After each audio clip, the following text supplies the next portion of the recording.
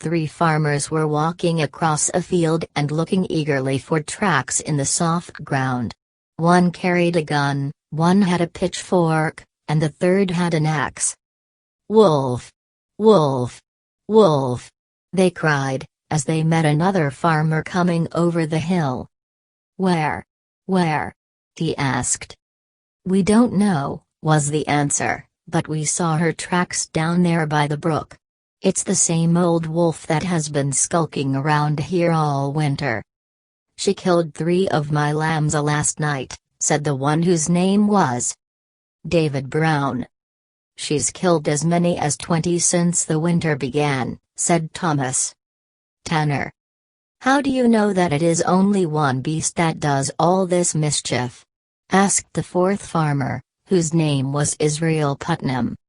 "Because the tracks are always the same," answered David Brown. "They show that 3 toes have been lost from the left forefoot."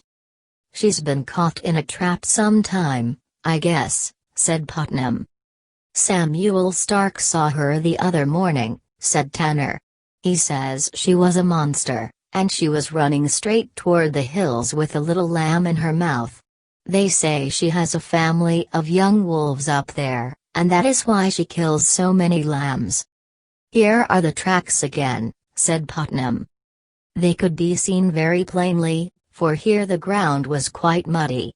The 4 men followed them for some distance, and then lost them on the hillside. "Let us call the neighbors together and have a grand wolf hunt tomorrow," said Putnam. "We must put an end to this killing of lambs." All the other men agreed to this, and they parted. The next day 20 men and boys came together for the grand wolf hunt. They tracked the beast to the mouth of a cave, far up on the hills. They shouted and threw stones into the cave. But the wolf was too wise to show herself. She lay hidden among some rocks, and nothing could make her stir. "I will fetch her out," said Israel Putnam. The opening to the cave was only a narrow hole between 2 rocks. Putnam stooped down and looked in. It was very dark there, and he could not see anything. Then he tied a rope around his waist and said to his friends, "Take hold of the other end, boys. When I jerk it, then pull me out as quickly as you can." He got down on his hands and knees and crawled into the cave. He crawled very slowly and carefully. At last he saw something in the darkness that looked like 2 balls of fire. He knew that these were the eyes of the wolf. The wolf gave a low growl and made ready to meet him. Putnam gave the rope a quick jerk and his friends pulled him out in great haste. They feared that the wolf was upon him, but he wished only to get his gun. Soon, with the gun in one hand, he crept back into the cave. The wolf saw him. She growled so loudly that the men and boys outside were frightened.